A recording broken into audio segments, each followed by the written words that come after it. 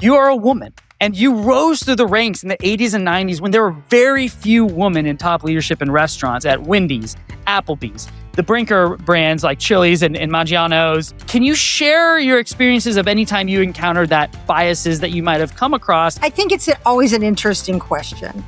And for so many people coming in, looking at our industry is a stepping stone. So I've frequently said that as a restaurant industry, we have a PR crisis. And we are our own worst enemies on how we speak about it. Oh my God, my job's so hard. Yeah. And it's like, wait, you want me to aspire to be your job that you don't like? What advice or resources do you recommend for operators to sharpen their financial skills? First of all, with the P&L, either look at it side by side with how you did last year or against another company, right? So you have something to compare it to know what is good. I can remember when I got a promotion to a regional director and moved across the country. And the first thing is the guy said to me was like, how do I go home and tell my wife that I've got a woman as a boss? But if you were to ask me, is it easier for women to move up today? Absolutely not.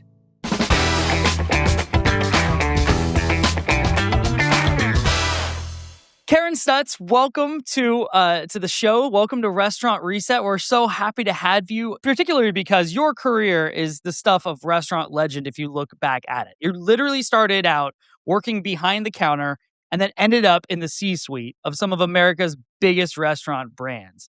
And it's at a time when, so many young workers see restaurant jobs just as a temp gig. I certainly did when I was working in a restaurant at the time. You're living proof that these jobs can become an amazing career. So I want to start with that big idea. How do we make restaurants a viable long-term career in 2026 and beyond?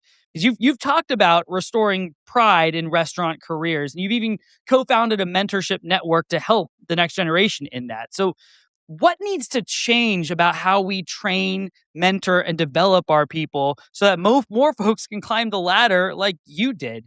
And maybe, share a bit of your own story there. I think it's just so fascinating and something that isn't talked about enough these days. Yeah, Andy, thanks for having me, first of all. I've listened to several of your podcasts, and every operator or technology person I've learned something from. So let's hope that we can continue the trend here, right? But yeah, I am 5 decades in the restaurant industry. I can't imagine doing anything else. First generation college student, when you're in that situation. Think back in the 70s, your parents think, if I'm going to spend the money for you to go to college, you're going to be a dentist or a doctor. Right. Yeah. Or a lawyer. Yeah. A real profession. So imagine me, coming home after graduating and saying to my mom and dad, I'm going to work at a fast food restaurant. So now the good thing is they really have never looked back when they were here. And I think they were incredibly proud of what I was able to accomplish. But there were a couple of catalysts along the way that made a difference. I had identical twin sister Sharon. We worked at the local McDonald's through high school, and I don't know, somehow the manager figured out that maybe we were fairly bright, I guess. Yeah, kind of on that higher inside. And so every night we'd find ourselves doing all of the inventory, counting the cash, doing everything. And the managers were, cleaning, playing around, and whatever back then. But I remember my dad calling as late as Saturday night, long before cell phones, obviously. And I said, Dad, pick me up a lot later. We just had a really busy night. But guess what? I've got $20,000 in cash in my hand right now. Now, my sweet dad never made more than $20,000 in an entire year. So I always think that might have been the first pivotal moment in my career when I said I was going to go into the restaurant industry, that he would look back on and say, maybe there's something there. Yeah. Maybe the flipping burgers thing isn't all that bad at all, right? Exactly. Yeah. And the other part of it would simply have been all the area directors that came in had brand new company cars. And that was something my family was never able to afford. And I thought, gosh, if I worked in the restaurant business, one day I would have a brand new car. And I know that's shallow, but that was kind of my goal when I went into the to the restaurant space, is that you could start to elevate yourself into middle class. You could start to, part of the American dream. And I think those were a couple of catalysts for me of why I went into the restaurant industry. But then again, it's why do you stay? And that's a question I think that we have to ask ourselves for so many people coming in, looking at our industry as a stepping stone. So I've often frequently said that as a restaurant industry, we have a PR crisis and we are our own worst enemies on Yeah. how we speak about it. And it can start right at the restaurant level. I can remember being a team member, a restaurant manager, and the area directors would come in. Oh my God, my job's so hard. And it's like, wait, you want me to aspire to be your job, to be in your job that you don't like? Yeah, you seem like you hate your life right now. I don't wanna do that. Yeah. And I'm thinking, I'm having a great time here in the restaurant industry. It's super fun. But you aren't really helping paint a brighter picture of my future here. So, number one, I think anytime you walk into a restaurant, you got to have your game face on and you got to think about how am I going to make this a great experience for the team? How am I going to make this a great experience for the guests? So, it starts with us every time we walk into a restaurant that we've got to uplift people. And that's the job of us anyway. I think Greg Creed said it best at one time. You can't look at you're feeding people, but you're feeding people's souls. And you put that mindset on and it starts to change things.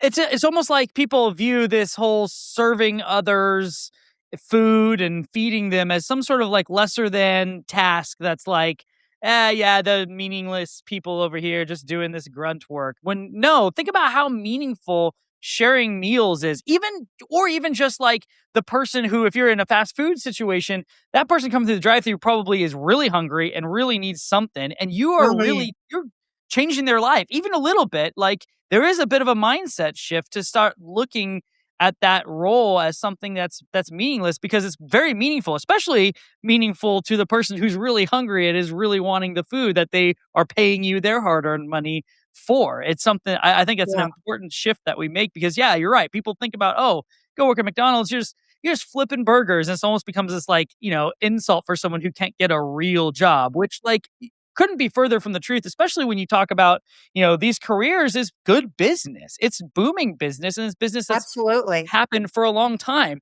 You know, I want to give you your proper flowers here and your proper credit where credit's due because you have an incredible amount of experience that a lot of people who are listening are going to be very interested to hearing your perspective on, especially when you think about developing these roles. You've held leadership roles across the industry, across concepts like quick service, casual dining, fast casual.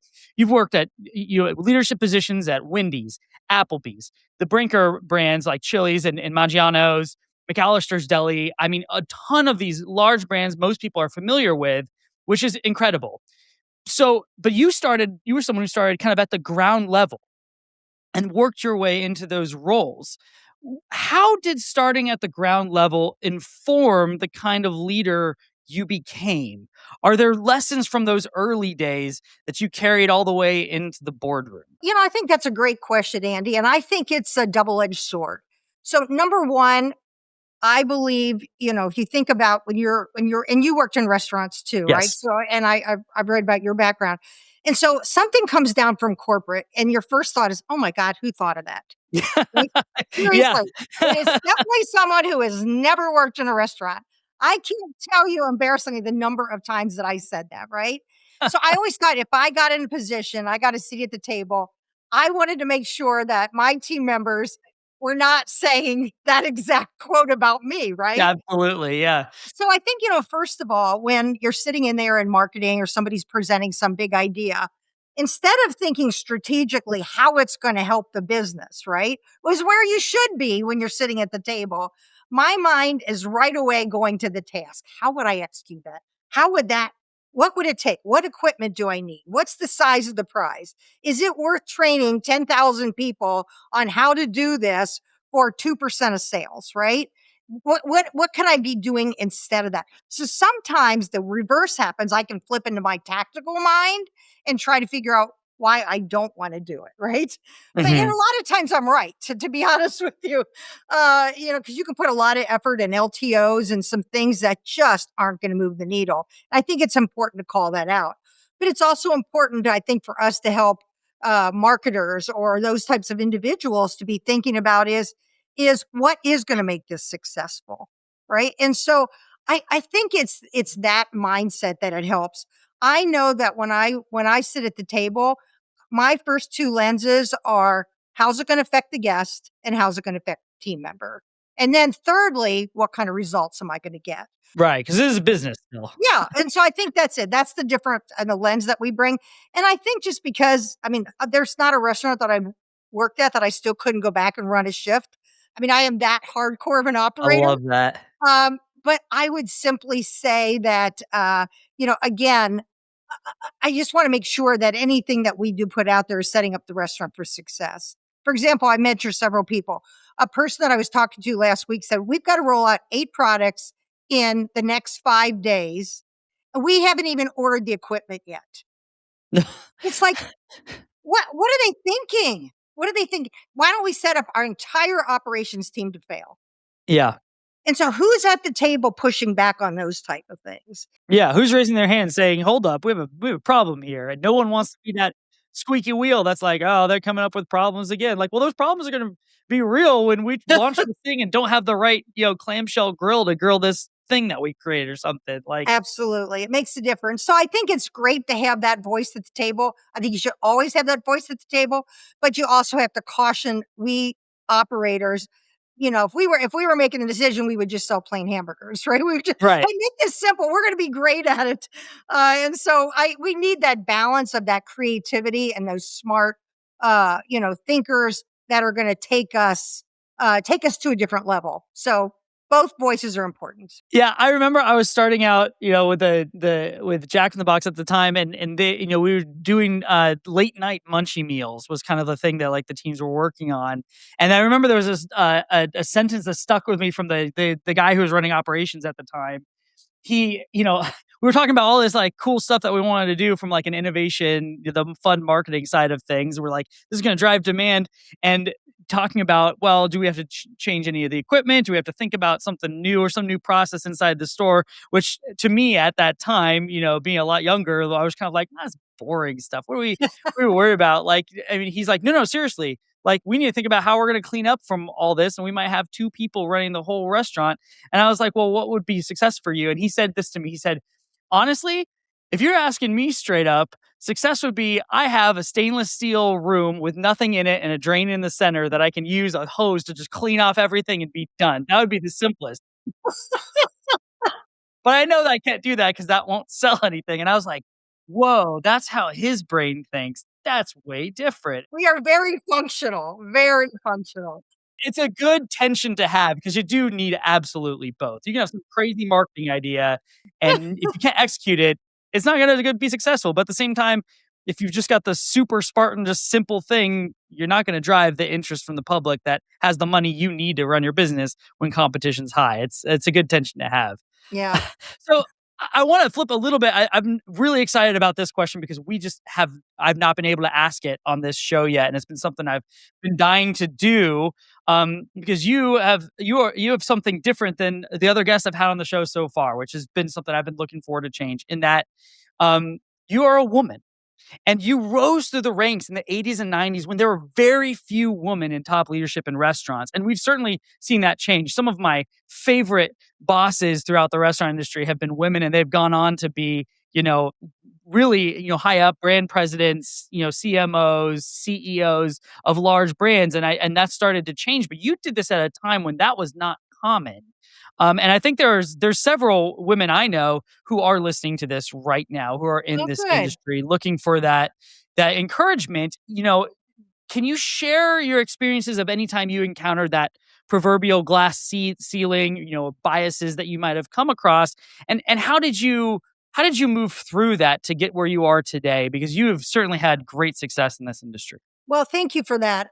Look, I think it's always an interesting question. And if you were to ask me honestly, as I'm just kind of watching the climate out there today from the 80s and 90s, uh, is it easier for women to move up today? Absolutely not. Mm. Absolutely not. The path has not gotten any easier. If you look at any woman in the C suite right now, I know their determination, I know their grit, I know how hard they worked. And I have the ultimate respect for every single one of them on how hard it was, not only to get your foot in the door, but just to be even considered for the role and the Right. expectations once you are there. Now, what has changed is how women treat other women. And I think that's an important piece of the puzzle as we move up and you have more women in the boardroom. I think there's an old expression, it's called tripping the prom queen, right? So if Mm, one person got up to a high level position, the assumption was I'm the only one there's only room for one female. I got to protect that at all costs, right? And right. it's really never been that story. It's always been, how do I get another one up here, right? I think that's been many of the women. It's like, okay, how do I, they always say send the ladder back down and bring more people up. But I have seen a huge change in how women are networking, supporting one another, uh, in a whole different way that probably most people don't even realize. So, number one, that excites me, and I think ultimately that will help create an easier path going forward. But you know what? Honestly, it has changed because I don't know. It's a weird climate today, but I can remember when I got a promotion to a regional director and moved across the country. And the first thing is the guy said to me was like, how do I go home and tell my wife that I've got a woman as a boss? Right. I mean, or taking another job at a global company. And the man was like, well, another example of a woman taking a man's job. I mean, it was never an easy climb, and what do you say to that? And it's like, I don't know. uh, at one point you just have to let it, roll off your shoulder Yeah. and just think, this is probably not someone that I'm going to look for, their advice or they're, relatively small minded. But, some of those biases still sit out there. Just example, I stopped at the local little bar here. We wanted to pick up a university, a college sports game. And it was interesting as they panned away at halftime, there were four men and a woman at the sports desk, right? Now, I just listened to everybody in the bar comment about what she was wearing. Was Yeah. she smart enough to be there? Did they like her hairstyle? And I'm looking at four men in Do you say all that due about them? respect.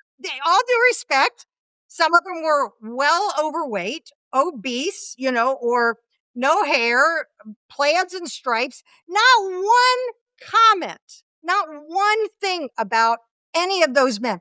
Do we think that women are judged by the same standards? Absolutely not. No. Yeah. Absolutely not. So there you go. But you know what? We are more determined than ever to add value and to add our voice. And companies that get that will do better.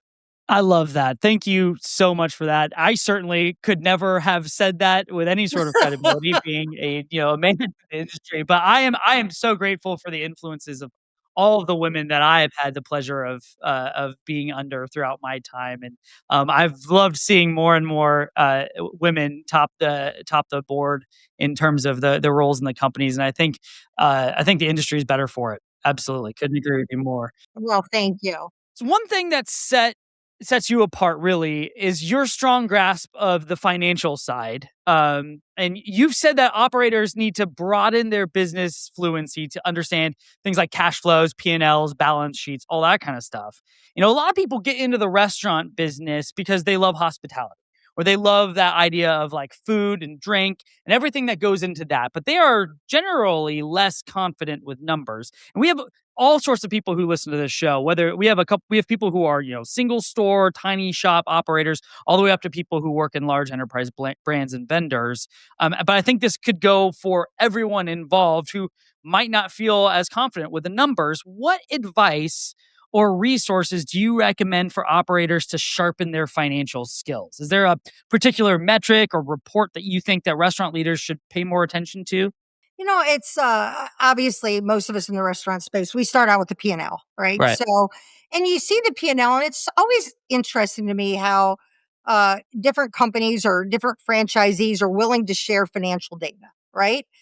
I think the more they share, the better operator you're going to have. And I think as you watch the growth of a restaurant manager, when they come in, all you're hoping for is, can you run a great shift? Can you open? Can you close? Right? Can you get us through the next 10 hours or the next 8 hours and deliver a great guest and team member experience. So first you play at that level. And I think, that if that's all the restaurant leadership team is going to use me for, I start to think they're just using me for my hands, not my mind. I'm smarter than this. I want to Mhm. learn more. So you have to elevate it to the next level. And that is really about leading people, right? So how do I have a tough conversation with someone? How do I write a schedule? How do I manage labor? You start really on the people side of the business. How do I hire someone? How would I let someone go? And why would I do that? And when would I have the courage to do it? Again, it's that side. But the third leg of that stool is you have to learn how to manage the business. And I think once you teach someone that, you don't feel like you're just being delegated against just delegated down to just to do the heavy lifting. They are teaching you how to use your mind to become a little more strategic, to think about running and owning a business. And that's where I think the power of getting someone to want to stay in the business starts to make a difference. Because then you can go out and you see your friends, you graduated from college and they're like, "Oh, I'm an office manager or I'm a salesperson." You go, "I run a $2 million business," right? And Yeah. or I run a $4 million business and I oversee, every department within my own organization. It's so much broader. It's so much cooler than what most people get to do. And as a sidebar, somebody walks in my door, I get an opportunity to make them feel better. It's like, what job is that cool? Yeah. That's so awesome. But the financial skills, I think the way I try to do it is, first of all, with the P&L, you have to look at it in bite sizes. So it's real easy to divide it up. You look at your prime cost, right? Food, labor, paper. And Mhm. you're trying to say is that 60% or better? Right. And then I look at my other costs and it should be, 20%. And look, it's getting tougher and tougher, but to have 20% profit left over, these companies that are delivering, restaurant level operating profit at 20% or better are getting a little more rare these days. Yeah. That's a pretty insane profit margin. Yeah, I mean, it's just so you just try to say is, "Okay, let me help me benchmark against that." The second thing you say is don't look at your P&L alone. Either look at it side by side with how you did last year or with a Mhm. peer or against another company, right? So you have something to compare it to know what is good. But I always say it just financial statements aren't numbers, they tell the story. Like, I can look at your P&L and I kinda know about you, right? I know about you. I know the likelihood that you're gonna be successful. And so then it leads to once you've got everything under control in your middle of your P&L, you have one line to worry about, and it's your top line, right? So, Right. a good general manager always figures that out. Uh, you know, that guest experience becomes more and more important. The team member experience becomes more and more important. But it's so fun to learn your cash flow statement. It's so fun to look at your balance sheet and really understand that about your company. Oh yeah, if I was an operator, right? Like I hear that, I'm like, "Oh gosh, that sounds really important." I don't feel like I have a good grasp on that. Are there any resources that they should turn to, anything you're aware of to help them get better at that? Where would be a good place for them to go to look to get better at understanding those pieces? Yeah, there's all these little micro learnings, right? So number one, I mean, Mm, whether it's Khan Academy or Investopedia, but my first thing that I always tell my operators is I'm a restaurant manager and I know that my area director is going to come in somewhere in the next week or two. Instead of waiting for them to show up, I'm going to say, "Hey, the best use of my time is going to be to learn about food cost or inventory or what's under occupancy cost." Right? Use mhm. the resources within your own company. And I think sometimes, like when I go in and somebody asks me something about that in the restaurant, I'm like, wow, these are serious business people. Yeah. I love that they've taken an interest in trying to learn more. I would say the other thing that, one great place to start again, when I was trying to learn financial skills, you probably heard me talk about this in the past, but I started this little crazy financial club. And it would be, you had to look at the three of the four financial statements. And you had to basically come in and say, if I were the CEO or if I were the CFO, what would I do with the cash? I love that. It makes you think about a different level. Why am I, gosh, I saw my restaurant and I made, $400,000 last year. What did they do with that? Right? Did they build more restaurants? Did they invest in my restaurant? Did I get that new piece of equipment that I need? Yeah, they retrofit anything. Did they remodel? What are they doing with the cash? And I think that will help you understand is this a company that I want to be with it for a long time as well? Are they investing in our core business? So the likelihood that I can move up and progress in my career, this looks like a great place to be. Yeah, that's really helpful. So, you touched on a couple things, so I want to kind of go in a little further because you have great advice, and you're obviously an operations, guru at heart. And I would say I want to put again myself in the mind of a restaurant operator, whether in a large brand or just on my own, and I'm struggling. I hear that 20% margin thing and I'm like, get out of here. I'm maybe at 4 at best, the super slim margins, and they've got high turnover, which is something that is very common, right? Slim margins, high turnover. What would be the first few areas that you would diagnose or changes you would make to turn around those operations? Yeah, I don't think it's changed over time. There's an acronym that people use. It's called STORM. I don't know if you've ever heard that before. Staffing, training, ops, raising sales, making money. And it always happens in that That order. order. Yeah. First thing you have to come in is like, okay, who's the team? Who's the manager? Who's the general manager, right? What's the schedule look like? What's my labor look like? And you can look at that on a broader picture, or I can look at that when I walk into any given restaurant. The first thing I look at is how many people are on duty, right? And where are they in the restaurant, right? You come in and it's all of a sudden there's one person on the front, one person on the line, and 5 people prepping, and there's 5 orders. Well, that's not okay, right? So you're always thinking about. At least my mind goes to absolutely to anything around the labor, around the team, what's happening in that restaurant at any given time. I guess the second area I think this is a metric that's really elevated quite a bit lately is your guest feedback. When Okay. they talk about the number of people that look at a guest review on Google before they go in, I've heard anywhere from 80 to 90% you're going to check out a restaurant, before so. And it's, I guess it's really true. Zach Oates from Ovation was speaking at one time and he said, if you have less than a 4, you don't exist. And I was like, Yeah. really? That can't be true, right?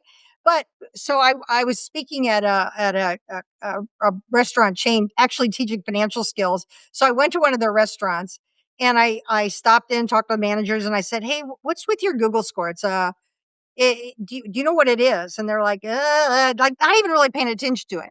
And so they were it was a 3-2, right? So Right. we look it up. The managers are having this little manager meeting, which I just introduced myself and sat down. But and I just said, just kind of told them this fact. What I've heard is that we don't exist. So if we go into pull out our phones, we put in best burger near me, Yep. where will you show up? I mean, here's 4 of us scrolling all the way through. We did not show up in our own restaurant. So I think you really have to look at guest feedback nowadays and what are the guests telling us and how do I solve for that? So I think those now are top 2 metrics. Obviously, I'm going to go into, menu, food cost. And then one other area that I don't think has changed. Sorry, Andy, I'm going a little long, but No, no, no. I'm here for you. This is gold. is speed of service, right? So another person that I mentor is a fast casual restaurant, and they pride themselves on cook to order. So I can go into that restaurant, or I can go to I'm just going to say Panda Express or something because I'm looking down at one here in Chicago. But I know I could go in line. My food is ready at Panda Express in a minute, and I'm going to walk out. Yeah. Am I willing to go in, order, wait for them to cook the proteins, and wait 10 to 15 minutes for my food? If those 2 are side by side, I'm not competing, right? And Yeah. so I still think that's another thing that I'm going to look at is how long does it take from the time the guest orders to get my food to be in the consideration set? So I think those are a lot of things. You can go on down the scale, cleanliness. What's the first impression when you walk in a restaurant? To me, that's more about technology, but Anyway, those are the things, but start with people and then, obviously storms, staffing, training, ops, raising sales, making money. Always Yeah. happens in that order. I love that. We gotta make sure we get that right. I love that. You mentioned technology. We haven't kind of shifted there yet. I work in restaurant tech. Yeah. And a lot of people who listen to this are involved somewhat in technology as well as just, your regular restaurant operators. Um, you know, Technology is moving so quickly, and I always want to get everyone's kind of thoughts on this topic here. You were a guest on a podcast recently discussing keeping the human touch as restaurants adopt more technology. And this is something that I feel like so many people keep trying to come back to is how do we not lose our humanity? How do we not lose that personal touch? Because food service is such a personal thing because it's a base need of us as humans, and serving each other in that way can be an incredibly touching thing. But now we're throwing in kiosks, we're throwing in mobile ordering, we're throwing in third-party delivery, all these different technology things to help build, the business of the restaurant. What, in your opinion, how should we think about doing all of those things without losing the personal hospitality that keeps guests loyal? How do you think about that balance that we need to strike there? Yeah, it starts, I think, in the boardroom. It's like, who do you want to be? How Mm, important is that to your brand? And so, I think it's a strategic decision, but you could like if you went down the road and you could walk into 10 restaurants, right? You would have a pretty good idea of what that first impression is going to be, right? Within mhm, the first 30 seconds, do I think I'm going to feel welcome here? And technology doesn't have to impact that, right? I'm on the board of Wine Bros. They have kiosks, but some of the most friendly people when I walk into that restaurant, they are always there to greet me, to ask if I need any help. They're happy to take my order. Or, a lot of people, it's just faster now that I know the system, that I'm going to go in and use the kiosk and knock it out really quick. But I don't have to, and I do like that option. But, I think it's just how well you're treated. Even if you walk in and you don't see anybody, the kiosks are clean, they're easy to use, simple to navigate. Okay, I can live with that. But somewhere in that interaction, and again, it's probably more of my generation, I do want a little bit of a human touch. I want someone to notice that I was there and care about me and hopefully invite me back. yeah, and I'm in a different generation than you. I still feel that too. Okay, good. I was born into like more of a tech forward piece, and I still feel that. And I even feel like to a certain extent, even younger generations are still starting to pick up on the whole, oh wait, there's got to be some kind of a personal touch here. I think it's important that we don't lose that, especially when it comes to food. Yeah, You you know, Something else, there are a lot of folks, especially in the restaurant industry, as brands start to think about scaling. I have a really successful concept. People seem to really like it, and I want to expand. Franchising becomes, a big topic. Or, I work in the restaurant industry, and I work for a franchisee or a franchisor, and we have franchisee franchisor relationships. It becomes sure. such an increasingly important topic, and you have unique perspective on here that I think would be good for our guests to know and listen, even if you're not involved in a franchisee franchisor relationship. So you've been on both sides. You've led restaurant operations in Applebee's, Wendy's, and on corporate stores like when you were at Red Robin and such. Now you're on the board of Checkers, Rallies, among others, which are franchise heavy models. How do you view the franchisor franchisee relationship in today's environment? And what do franchisors need to do to support franchisees better? Sure. I think that the first thing, think about at the time that a franchisee is going to invest in your brand, right? Mm, They're basically buying a business model, right? In other words, they are counting on you as the franchisor to deliver on your promise, right? To make sure that I am set up in a successful business and I don't really have to think about the brand. I am paying a royalty that right. is going to make sure that I am like, I got a system that works, right? So my money going to you is going to build brand awareness. It's going to make sure that I have good food quality, that things are sourced. So when I get up every day, all I have to do is open the door, deliver a great guest experience. hire a great team, and I own my own independent business, right? Right. That's the starting point when someone signs on the dotted line. So I have such respect for someone who's willing to put, I mean, think about it. You're going to spend, let's say, at least $1.5 million, $2 million. I mean, some of these fast casuals you're getting used to be you could get in $400 or $500. I think it's probably the nut is probably more around 800,000 if you're going into a strip mall or whatever. A But lot of no, money. that's a lot of money. Exactly. And so for someone to invest that in your brand, you need to have the most respect for that individual, and you want nothing more for them to be successful. Because look, it's been said over and over and again, a happy and profitable franchisee is a growing franchisee, right? Mhm. So we want that to happen. So what happens when it goes awry? When all of a sudden the system is poor, right? Number one, I guess one thing I always look for as a brand is I still believe a franchisor should have skin in the game. I, Mhm. because I think they quickly lose sight of what they are trying to do. I was talking to a company the other day. Their remodel was $459,000. And I'm like, franchisees aren't going to spend that. Right. They don't just Right. have that lying around all the time. Right. I mean, that's a third of a new restaurant, right? So you have to put a different mindset. The other point is we executives come and go. The franchisees are ultimately making a lifetime commitment, and they think they're buying something that we're going to build this and then I'm going to pass it on to the next generation, right? And Mm. unfortunately, we found out as the next generation doesn't work as hard as mom or dad, and it doesn't always quite go as planned. That succession, may be ultimately a sale. But I think franchisees have to have a voice at the table. And I've always said you have a voice, not a vote. And because one thing that I've learned as I've moved up the ladder, and even, just working in the corporate restaurants, it's like, why aren't we doing this? Why aren't we doing this? This makes sense. But then I realized that probably doesn't make sense for another part of the country, right? And so I don't think you always have more of a global perspective from where you're looking at the world. And I think that's the advantage of an executive coming in. Like, I mean, I could probably name 10 cities that I would tell any franchisee never build a restaurant there, right?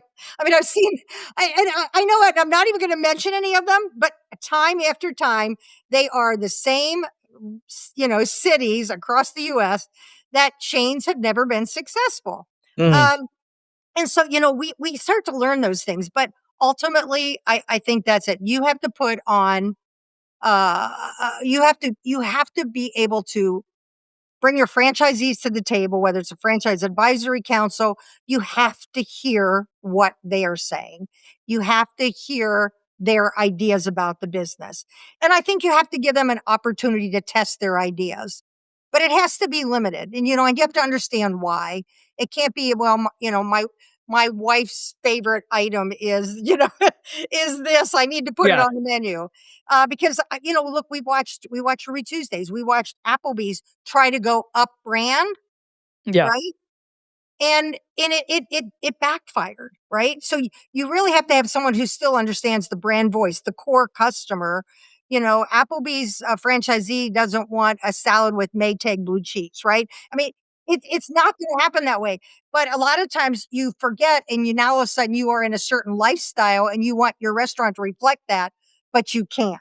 And I think that's the balance of what a corporate and a corporate marketing team brings, that keeps you centered on who your customer is, but you've got to bring a great system, a great product, a great brand, great food for that franchisee to be successful. Oh man, that's so good. I let's just box that up and send that out. That's really good. It's tension both ways and it's healthy for a reason. And Right. I think there's specialties and things that people understand better on both sides that both need to Sure. hear from both. Cause a lot of times I've seen companies where franchisees they can't stand corporate. And it's like, you don't understand. You need corporate for a lot of the reasons you mentioned. But at the same time, you could see that same vibe on the corporate side where there's like, oh, our franchisees just so demanding, like all this kind of stuff. It's like, well, hold on, their livelihoods are associated with this, and they're generally, once you've hit a franchise model, a lot of times closer to the ground than you might be in understanding what's going on there. So you need each other if you're going to be successful. And Yeah, absolutely.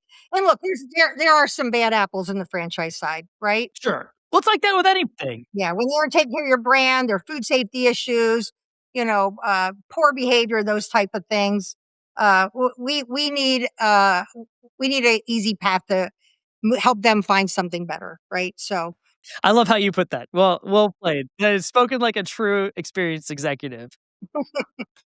Okay, if you had to pick like one hard truth about the restaurant industry and that restaurant leadership, don't often want to face, what would that be? well, I think it comes right down to I can't imagine 90% of people are gonna say that. It's the number of hours, and it's where the hours are. It's the nights and the weekends that are still a little bit counterintuitive to what people would still describe as, the family unit, the family atmosphere, where the kids are in school, you come home at night, you have some family time. And so I do think that that's probably still the toughest thing about the restaurant space. And restaurants who are successful understand that and really balance those late night shifts. They rotate on the weekends. They make sure that that a assistant manager still feels like they're part of the family unit and not working all the time. Right. Yeah, I mean, that is really true and a hard truth and an important part of our business because when's the time most people want to experience a restaurant on the weekends, right? But it can be fun. Bring your family in. Have them come in and see what you're doing, right, too, so it works both ways. Yeah. Well, flip it positive. What's one decision you made in your career that changed everything you for the better? That people might find themselves in a similar type of decision at some point. What's a good positive change that's happened for you? Yeah, I guess I've always given kind of the 3 things about navigating your career. 1, being an advocate for yourself. 2, learn financial skills that absolutely opened doors for me. And 3, you have to use your network. And I often say that when I, wanted to get promoted, I went to the, executive vice president, the chief people officer, and said, "Boy, I would really like to get this next role, this executive vice president COO role." And it was at Applebee's, I can tell you that. And Lou Kosick, who one of my great mentors, said, "That's interesting." And that's not the response you're looking for, when No, you're I'm going in curious. for a promotion. And he said, "Well, let me ask you a question." And I think about this often now when people are looking to move up. Who is in the room when the decision is made? Right? And I think when you strip away everything else and take away, oh, it's political, blah, blah, blah, whatever, uh, who is in the room when the decision is made? And then he said to me, and of course I'm like, well, those, the 7 men on the senior team. And how many of them are going to support you? Well, Mhm. why wouldn't they all support me? Look at my results. And he said, well, let me ask you this. In the last year, how many times have any of them come to you and said, uh, I'm looking for your advice on something. And I'm like, none. Mm. And he goes, how many times have you gone to them with that same question? And I said, none. And I think for me, I played the game with my head down, thinking I get great results and someone will notice. And what Yeah. I've said over and over again, that's not how the game is played. Someone in that room has to be speaking on your behalf. You have to have relationships with those individuals, professional, meaningful relationships where they know your value uh, before those decisions come up. And I think that's the one thing that I really thought about is using my network within my own company to navigate my own career. So it wasn't doing anything weird or, unethical or anything out of bounds. It was just simply understanding that you needed someone in the room that's bringing up your name to say is, you know what, I think Carin Stutz is the next person that would be outstanding in this role. And here's why. And so that was a big thing for me as far as being able to work my way up in the organization. That is such wonderful advice. And it's so true, and that I've seen in my limited, knowledge. So, thank you for that, on a personal level. But also, I think a lot of people could really resonate with that. That's incredible advice. You know, you've mentioned the word a couple times, and I think I want to end here because I think it's something you're also passionate about too. You've mentioned the word mentor, and you've mentioned, that you've been mentored in ways, or that you have mentored other people. Mhm. And during COVID, you helped start the Glean Network, which is a mentorship program for the food service industry. Why was mentorship something you wanted to double down on, especially during the pandemic? And can you share a success story or impact you've seen through Gleam? Maybe a mentee that grew significantly or a pair that really clicked. Talk to us about Gleam and what you're doing there. There's we were just talking the other day about a woman. I'll just make a name, Erin, right? But been in the same company 19 years, just stuck. I mean, absolutely stuck, pigeonholed, trying to understand is, what's going to happen to me. They keep bringing in new people, and we paired her with a 5-time CEO that helped to rethink about her career, rebuilding herself. And now she is a vice president of franchise development and a meaningful player in that organization, right? Uh, it's sometimes just helping people find the right words, the right conversation, and a confidence level that's going to allow you to speak up for yourself. And I think we paired over 600 people now, and we pair people with the idea that you're going to work on one big thing, just one thing that you feel like would be instrumental in your career path and your career journey. And so that is, our mentor program. Quickly, we have 2 other programs, Andy, that you may not know about. One is a career advancement program. We call it our CAP program. We Okay. take hourly team members, we put them through a 9-week virtual boot camp so they are ready to be managers. Is that incredible? That's awesome. This is 100% volunteer organization. This is outside their organizations. Outside their organization, we now have waiting lists for people to get into this program because Wow. bigger companies are realizing they can't develop their hourly team members for for the price that we do and the quality of the programming. It is second to none. Our third event is called Lead. And so that's an in-person event. Imagine you are the general manager down at this little poke shop and you're there at 1 o'clock in the morning. You're thinking, nobody cares about me. I don't even know why I'm here. I got to find a real job, right? You Yeah. bring these individuals, we do 100 people at a time. Our next one's in Kansas City, March 24th. And 100 people, and they will get to hear stories from CEOs that started at the bottom and worked their way up to the C-suite. And all of a sudden, they see the industry as something much more approachable, something much more manageable, something that, I can see myself in that person. And all of a sudden now, instead of being a stepping stone, this is a career. In addition to that, with Lead, we do a podcast that if you're like for your manager meetings, kind of like we're doing here, but it's at a different level for emerging leaders. Listen to one of the podcasts, have all your managers for your manager meeting, listen to the Lead podcast. And now you have a training platform each week that you can build on. Again, the audience is that emerging leader, restaurant manager. And we're doing everything we can to develop this next generation of restaurant leaders at a very affordable, if not free, price. So I'm so passionate about. Thank you for letting me talk about Gleam. We have a great, like I said, all volunteer team that just simply wants to do better. Oh, I love that. Carin, I think that's the perfect place to end. I think the last thing we do that I would love to get your mind on, because you're so full of wisdom and experience. And I hope everyone, goes and checks that out for additional resources, especially if you love this conversation, love what you've heard Carin sharing. Like, continue to check that out because we all could continue to grow every point of our career. We don't get to a place where we stop.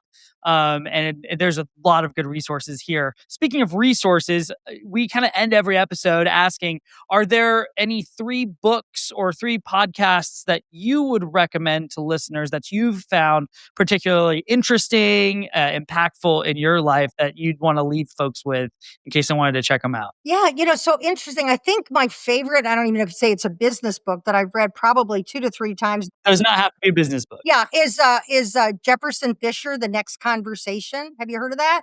No, I have not. He's an attorney out of Texas. I don't know anything about him outside of listening to, and he even has these little snippets on things, but he gives you the right words on how to have a tough conversation, simply disarming that individual that might be, combative or defensive. It is brilliant. The Next Conversation, Jefferson Okay. Fisher. I once, as I was working my way up in the organization, someone said to me, you don't have to prove you're the smartest person in the room. I was like, oh my God, I'm so embarrassed. And Oh, because I didn't, I said, what does that look like? And they said, if somebody asks a question, you're like, you got your hand up. You're the first one going, I know. And he said, instead of focusing on that, try to be an interesting person, a more interesting person, be more rounded. All they know about you is work. And so when I would try to read things like I think two books that I read recently, one was Theo of Golden. It's a lovely story. And another one was The Lion Women of Tehran. Just two great books that I absolutely enjoyed that, are worth the discussion. So lots of good stories out there, but I would say you don't. And I just read their latest Brené Brown book. I'm a pretty avid reader now that I've retired. But I will say, don't always zero in on business books oh, necessarily. absolutely. But yeah, see a show. My husband and I are huge concert goers. We would go. I think we just booked Bruno Mars. We're going to see Jim Gaffigan here. Bruno Mars is so good live. I know. I can't wait. It just so many things. We got Foo Fighters again this year. Just so many fun things to do as well. So I would say, focus on your business, but make sure you're prioritizing the fun in life, both at work and at home. Oh my gosh. Carin, I'm truly not lying. I think this has been my favorite conversation I've done. Oh, you're so sweet. I'm serious. I'm And too, Andy. You're a delight. And we both talk really fast. I love that too. so hopefully listeners are like, don't listen to this on double speed or what do. But no, truly, there are so many great, quotes, great little pieces of wisdom from here. I'm so excited for people to listen to this, and I'm really grateful for your time and the amount that you care about this and expanding, this industry and the people in it, and reminding people, hey, this isn't just some sort of stop on another way. This could be a life. This could be a career, and many people have done that really well. And why not you? So thank you for Absolutely. your wonderful advice and for your time. I really appreciate it. I'm so glad you're giving restaurant operators a voice. Much appreciated, Andy. Thank you. Restaurant Reset is sponsored by Genius for Restaurants, the modern point of sale system from Global Payments. Genius helps you reach your most important goals, whether that's simplifying your operations, speeding up your checkouts and table turns, easily expanding into new locations, or building loyalty with guests. To find out more, visit globalpayments.com/genius.